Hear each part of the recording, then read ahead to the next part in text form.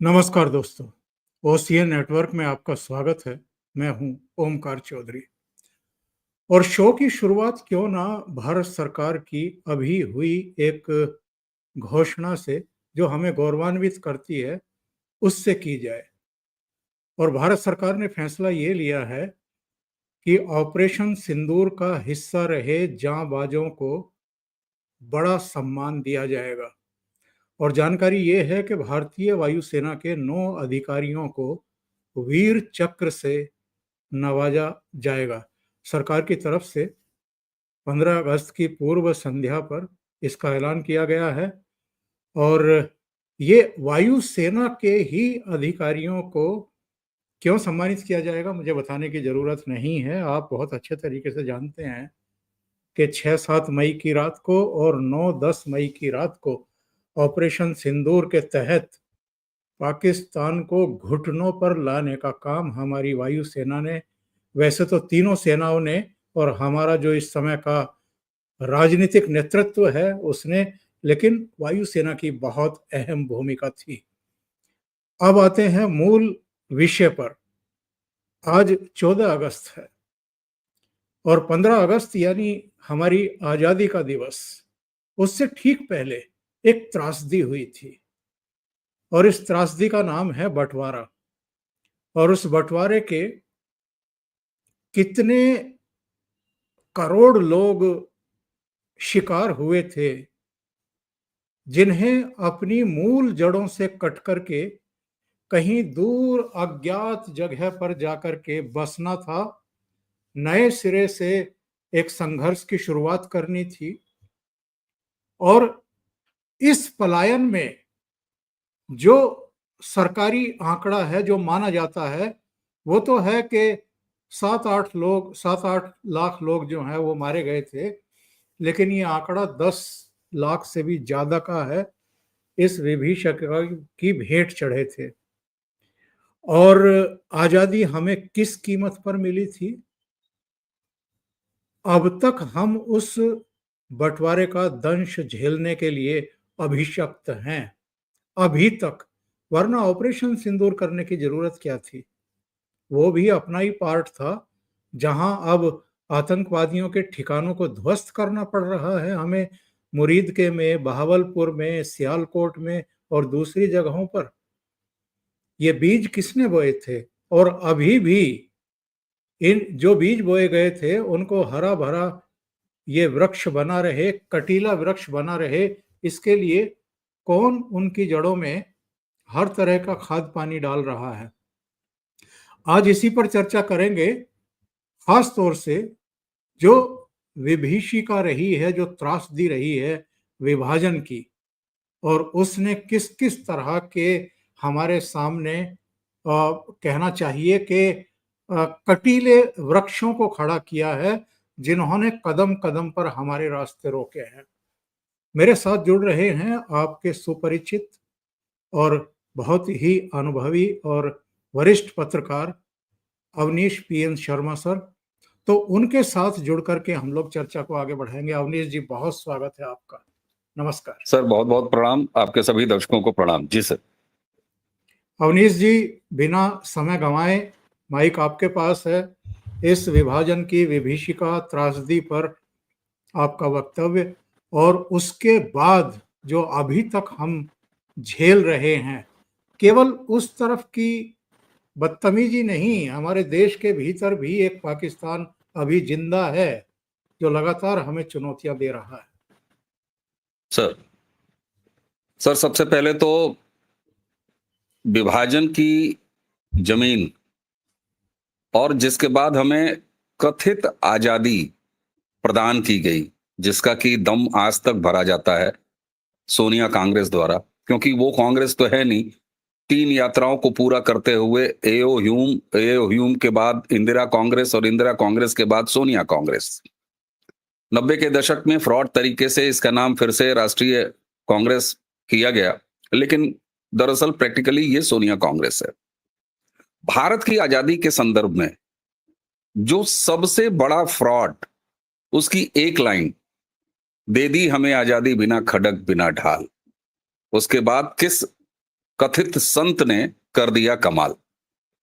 ये भारत की कथित आजादी, उसके संदर्भ में स्टैब्लिश किया गया, फैलाया गया सबसे बड़ा फ्रॉड है। नहीं मिली साहब, बिना खड़ग और बिना ढाल के हमें आजादी नहीं मिली। भारत को कथित आजादी मिली, जिस आजादी की जमीन पर कांग्रेस ने अपनी सत्ता सजाई और लगातार 65 साल इस देश में राज किया, वो दरअसल असंख्य, आपने सर 8 लाख ऑफिशियल फिगर की बात की, 10 लाख एक्चुअल फिगर की बात की। हमें नहीं पता वो 10 लाख हैं कि 20 लाख हैं। असंख्य, आज प्रधानमंत्री जी ने भी जो एक्स पे लिखा है, कोई नंबर नहीं लिखे हैं, असंख्य है वो संख्या सर। असंख्य हिंदुओं और हमारे सिख भाइयों, उनकी जानों की कीमत पर कांग्रेस ने सत्ता हस्तांतरण लिया अंग्रेजों से। यही है कुल मूल। इसलिए हमें मतलब ये सोचना चाहिए सर कि आखिर नरेंद्र मोदी के विपक्ष या कांग्रेस नरेंद्र मोदी को अक्सर ये कहती है साहब कि शौचालय बनवाना शुरू किया 2014 के पहले अपने टर्म में। बड़ा उपहास, बड़ा मजाक। लेकिन सर वो छोटा सा काम आज कहां है, और वो लज्जा घर आज हमारी बहनों के लिए, हमारी माताओं के लिए क्या कर रहा है। लेकिन उसी के साथ क्या विभाजन की इस त्रासदी को याद करने के लिए और उन लाखों लाख असंख्य हुतात्माओं को नमन करने के लिए किसी नरेंद्र मोदी की प्रतीक्षा थी? 2021 में विभाजन विभीषिका स्मृति दिवस का ऐलान इसका सरकार करती है। क्या किसी एक ऐसे समाज को जिसने कथित आजादी से पहले अपने जमीन के 2 टुकड़े किए हुए, बाद में वो टुकड़ा 2 और मतलब तीसरे टुकड़े में भी तस्कीम हुआ, और हमें उसे याद नहीं करना चाहते, अपने दुख को याद नहीं करना चाहते? सर, क्या 2014 में इस सरकार ने जो कुछ भी हुआ विभाजन के समय, उसके लिए कुछ नए पेपर्स डी क्लासिफाई किए? नहीं किए। कोई नया रहस्योद्घाटन किया? नहीं किया। मैं केवल दर्शकों के सामने बड़ी विनम्रता से अगले 1 मिनट में 2 ऐसी सत्य और कटु घटनाओं को सुनाऊंगा, और वहां से फिर आगे बात शुरू होगी। जी जी सर, अल सुबह भोर एक रेलवे प्लेटफॉर्म, वहां के रेलवे प्लेटफॉर्म का जो रेलवे मास्टर होते हैं, स्टेशन मास्टर, एक ट्रेन आके रुकती है, और स्टेशन मास्टर ये नोटिस करते हैं कि बहुत देर तक उस ट्रेन से कोई भी उतर नहीं रहा है। कौतूहलवश स्टेशन मास्टर जाते हैं, पहली बोगी को देखते हैं, और देखते ही उनकी रूह कांप जाती है। क्यों? लाशों से वो पूरी बोगी ट्रेन की भरी हुई थी। वो घबराकर दूसरे डिब्बे में जाते हैं, दूसरी बोगी में जाते हैं, वहां भी यही मंजर, तीसरी, वहां भी यही मंजर, चौथा वही मंजर। अंत के एक डिब्बे में वो पहुंचते हैं, और जब खिड़की से झांकते हैं, मंजर वही था, लेकिन अपनी गोद में एक पुरुष का सर कटा हुआ लेके एक महिला की क्षीण सी आवाज। क्या अमृतसर आ गया? ये वो ट्रेन थी जो पाकिस्तान से आई थी, इस कथित आजादी के पहले आई थी। दूसरा सीन सर, पाकिस्तान का शहर लाहौर, 70 से ऊपर के एक बुजुर्ग जो अपनी 25 से ज्यादा संयुक्त परिवार के सबसे मुखिया, बड़ा घर, बड़ी हवेली, बड़ा बुलंद दरवाजा। जब उन्हें यह लगा कि अब हिंसक मजहबियों की भीड़ अब उस बड़े दरवाजे को तोड़ के अंदर प्रवेश करने वाली है, 50, 55, 60 साल के उनके बेटे वो उनको बुलाते हैं, और फिर वो दोनों बुजुर्ग और बेटे मिलके अपने उस 25 से ज्यादा सदस्यीय परिवार की महिलाओं, बेटियों और यहां तक कि अबोध बच्चियों का जीवन लेते हैं, सिर्फ इसलिए कि राक्षसी भीड़ उनके तन के साथ वो घिनौना काम न कर सके। ये डॉक्यूमेंटेड है, कपोल कल्पित नहीं है। ये दो घटनाएं साक्ष्य हैं, गवाह हैं। लेकिन क्या 2014 से पहले या विभाजन विभीषिका दिवस जब 2021 में सरकार ने घोषित किया, क्या इससे पहले ये कहीं दबी हुई थी? नहीं थी सर, लेकिन इस देश में कभी बात नहीं होती थी। ये कांग्रेस और कांग्रेसी इकोसिस्टम, इसकी पूरी जमात, जो कहने को नॉवलिस्ट और स्थापित किए गए इतिहासकार के रूप में फर्जी कहानियां लिखी, उपन्यास लिखे और उसे इतिहास का नाम दे दिया गया। क्या 2014 से पहले ये घटनाएं नहीं थी? ये सच नहीं था? वो पीढ़ियां जिनके अंतिम कुछ लोग आज भी हैं जीवित, क्या उनकी याददाश्त में ये चीजें नहीं थी? वो कॉन्फ्रेंसेस, वो बड़ी बड़ी गोष्ठियां, वो तमाम फिलिस्तीन से लेके और दुनिया में कहीं भी कुछ हो जाए उस पर बड़े बड़े बैग लटका के चलने वाली जो संततियां आज घूम रही हैं, इनके पुरखे जब इस देश में राज करते थे और नेहरू के सत्ताई छायावाद में पलने वाले ये वामपंथी इकोसिस्टम जो अपने आप को बुद्धिखोरी का सबसे बड़ा दुकानदार समझता है, इनकी गोष्ठियों, इनके संवादों में ये सच कहां था सर? इसीलिए मैं बार बार कहता हूं, 2014 से भारत में कोई अकेला मात्र राजनीतिक सत्ता परिवर्तन नहीं हुआ है। 2014 से इस देश में सांस्कृतिक सत्ता परिवर्तन हुआ है और यही कारण है कि आज हम अपने विभाजन की जो कीमत इस देश में हिंदुओं ने चुकाई, बहुसंख्यक ने चुकाया, जो हमारे सिख भाइयों ने चुकाया, क्योंकि सबसे बड़े फ्रंट लाइन पर जो पहला शिकार हुए वो या तो पंजाब रहा और या तो हमारा बंगाल रहा। यस, बड़ी कीमत चुकाई। लेकिन सर ये कांग्रेसियों की साजिश थी और ये कामयाब साजिश है सर। और ये मुझे लगता है कि दुनिया में ऐसा कहीं उदाहरण नहीं मिलेगा कि अपने ही स्वजनों कि इतने बड़े नरसंहार को इतने कम समय में न सिर्फ सफलता से दबा ले गया कोई सत्ता, बल्कि उसे आने वाली संततियों को जानने का अधिकार भी छीन लिया। लेकिन उससे भी बड़े दुख की बात है कि हमने अपनी रीढ़ की हड्डी तोड़ के उस तरफ ध्यान भी नहीं दिया। हम इंतजार करते रहे कि कोई 2014 में नरेंद्र मोदी आएगा, वो इतना दृढ़ संकल्पित होगा कि वो इस तरह की बातें करेगा। सर एक समाज के रूप में ये बहुत बड़ा काला धब्बा है। कांग्रेस की सत्ता हमने ही बनाई। इस देश के बहुसंख्यकों के वोट से ही कांग्रेस की लगातार सत्ता 65 साल बनती रही। मैं कुछ और बातें करूंगा। जो सबसे ज्यादा जिन्होंने झेला पंजाब और बंगाल ने, उस दो समाज की भी आज स्थिति क्या है। इसीलिए जब तक हमें शत्रु बोध नहीं होगा, जब तक हमें नागरिक बोध नहीं होगा, तब तक एक समाज की यही स्थिति होगी। सर मैं बस एक सवाल और करूंगा क्योंकि आपको भी जाना है। सवाल ये है कि सत्ता का लालच और प्रधानमंत्री बनने की जो एक भीतर की भूख थी, उसको शांत करने के लिए नेहरू ने और गांधी ने मिलकर के बंटवारा कराया और उस बंटवारे का दंश ये देश आज भी झेल रहा है कश्मीर के रूप में। अभी सिंधु जल समझौता जो कराची में बैठ करके नेहरू ने किया था, उसको स्थगित करने का काम भी मोदी जी ने किया है, जिस पर ये लोग परमाणु बम की धमकी दे रहे हैं और बांध तोड़ने की धमकी दे रहे हैं।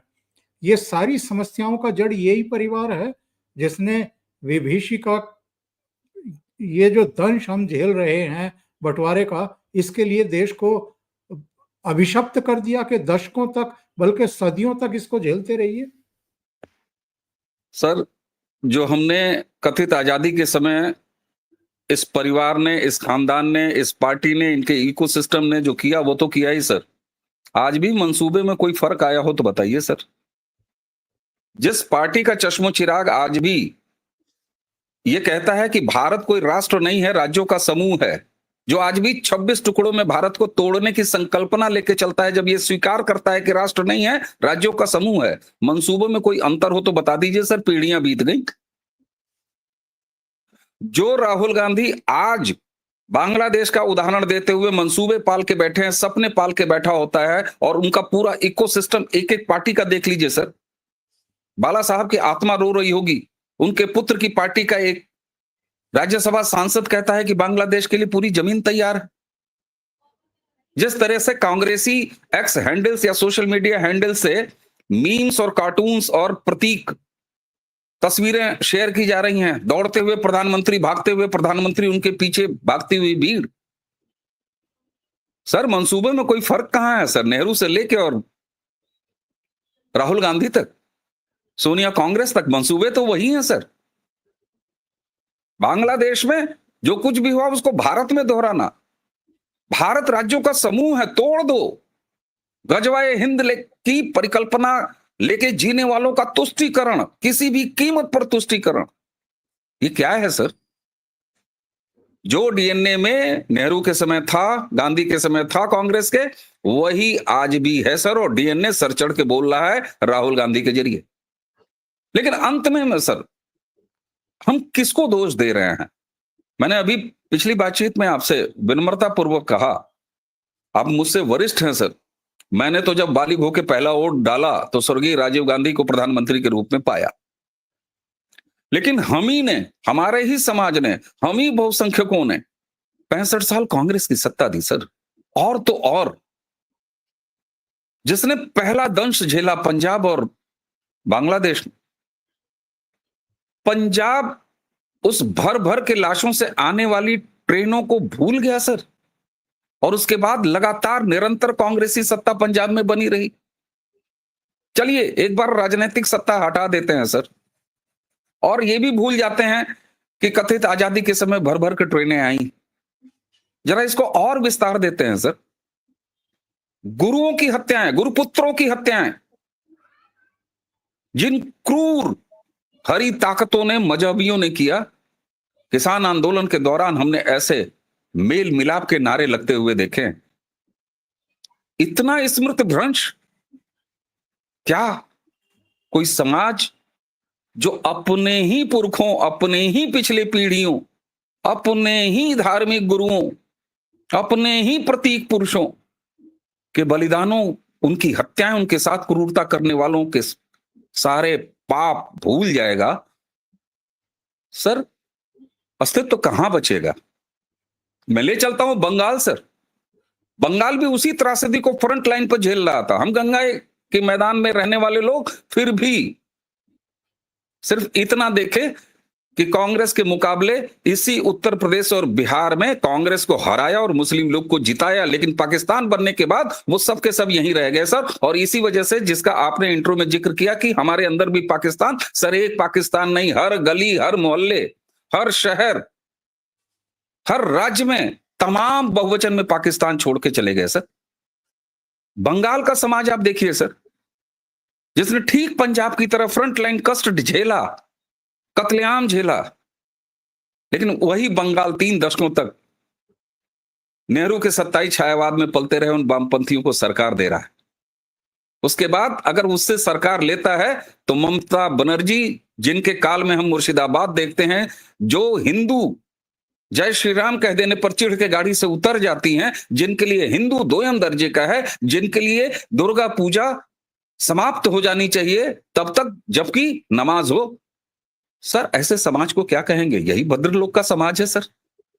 सवाल यह है सर, मैंने कहा था कि जब तक हमें नागरिक बोध के साथ शत्रुबोध नहीं होगा, और शत्रुबोध, हमारा शत्रु केवल रण में नहीं है सर, सीमा पर नहीं है सर, और शत्रुबोध से उपजे हुए जो हमारा ज्ञान है, उससे हम केवल हाथ में लाठी, भाला, बंदूक लेके नहीं लड़ना है सर।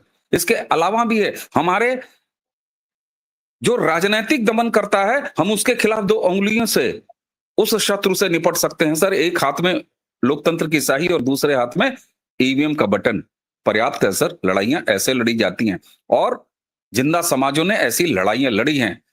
इसलिए मुझे लगता है कि पूरा विश्व हम पर कभी न कभी अंतर्मन से हंसता होगा।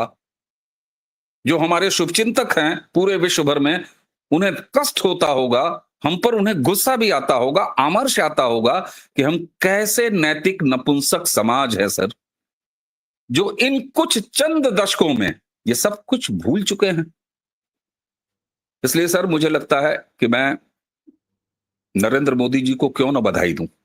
क्यों ना साधुवाद दूं, क्यों ना हाथ जोड़ के उन्हें नमन करूं कि आपने 14 अगस्त को उस कालिक से बाहर कर लिया सर। हमें याद है हमारी पीढ़ी गंगा जमुनी की फर्जी टोटियों से गंगा जमुना का पानी बहा के अमन का कबूतर उड़ा के 14 अगस्त को पड़ोसी पाकिस्तानियों को उनके स्वतंत्रता दिवस की बधाई देते थे, जबकि हमें करना क्या चाहिए था? जिस लाशों पर, जिस नरसंहार पर ये बंटवारा हुआ, हमें उसकी स्मृति करनी चाहिए थी। मैं धन्यवाद दूंगा प्रधानमंत्री जी को, इस सरकार को, कि कम से कम 2021 से ही सही उन्होंने एक ऐसी परिपाटी डाली कि हम कम से कम हमारे बच्चे ये समझे तो कि 14 अगस्त को हम क्यों ये मनाते हैं। और जनरेशन क्यूरियोसिटी से भरा हुआ है सर। आज तकनीक का युग है, हर तरफ ये जानकारियां मिलेंगी, संभवतः देर से ही सही, लेकिन हम तक ये बात पहुंचेगी, हमारी संततियों तक ये बात पहुंचेगी। और ये दुर्भाग्य की बात है कि जिस कांग्रेस की वजह से, हालांकि ये वो कांग्रेस नहीं है, बदली हुई कांग्रेस है, लेकिन विचारधारा वही है और तरीका वही है, जिसने विभाजन कराया, विभाजन की त्रासदी हम झेलने के लिए अभिशप्त किए गए, वो कांग्रेस को आज भी बहुत सारे लोग जिनके पूर्वज शिकार हुए हैं विभीषिका के, विभाजन के, वो आज भी कांग्रेस को समर्थन देते हैं और वोट देते हैं। और वो कांग्रेस आज भी हमें बांटने, काटने और छांटने में लगी हुई है। जातियों में विभक्त करके आज भी वो सत्ता की सीढ़ियां तय करना चाहती है और फिर से तरह तरह के अत्याचार करने की छूट देशी और विदेशी ताकतों को देना चाहती है। अवनीश जी, बहुत बहुत धन्यवाद, आपने इतना समय निकाला, जुड़े और एक महत्वपूर्ण मुद्दे पर आपने अपने विचार व्यक्त किए। Thank you so much. धन्यवाद सर। जय हिंद। Thank you. जय हिंद। जय जय श्री राम। जय जय श्री राम।